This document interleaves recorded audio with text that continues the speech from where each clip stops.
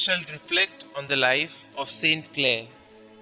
When Saint Francis preached the Lenten sermons in the church of Saint George at Assisi in 1212, he so inspired the 18-year-old Chiara of the noble Favarone family that she determined to follow the poverello of his life of Christian poverty.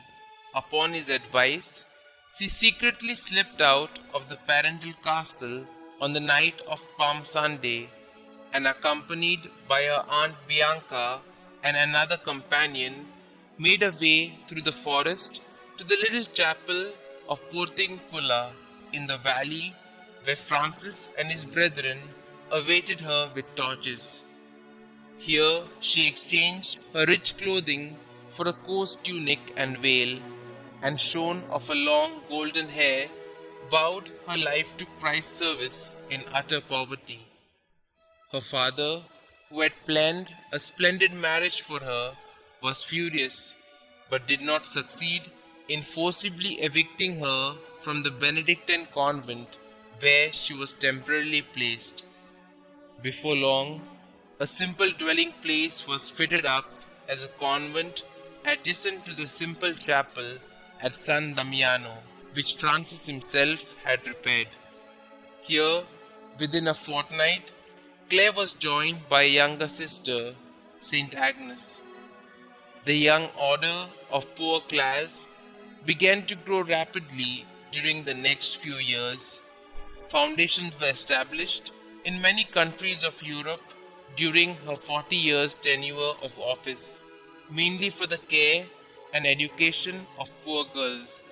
The Assisi Mother House became a nursery of saints, and in spite of her retirement, Clare wielded enormous influence that helped spread far and wide the Franciscan ideals.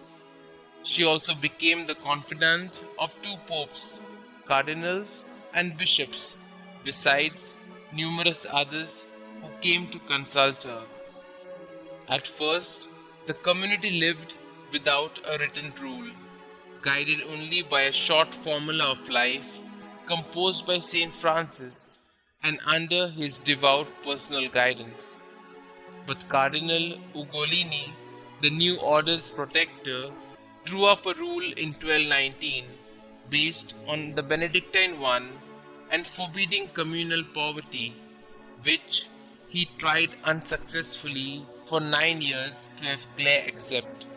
But her firm insistence on St. Francis' ideals of absolute poverty and total dependence on alms finally won from him his famous Privilegium Pauperitatis, the first of its kind ever to be issued, and from Pope Innocent IV, 2 days before her death, the solemn confirmation of the definitive rule.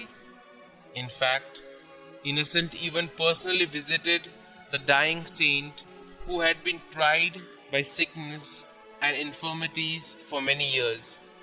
3 of St. Francis' early companions read out the Passion according to St. John, just as they had done 27 years before at the Poverello's death in Portincula, where the little flower of St. Francis, the living impersonation of Lady Poverty, passed peacefully to a reward at the age of 59 on the 12th of August 1253.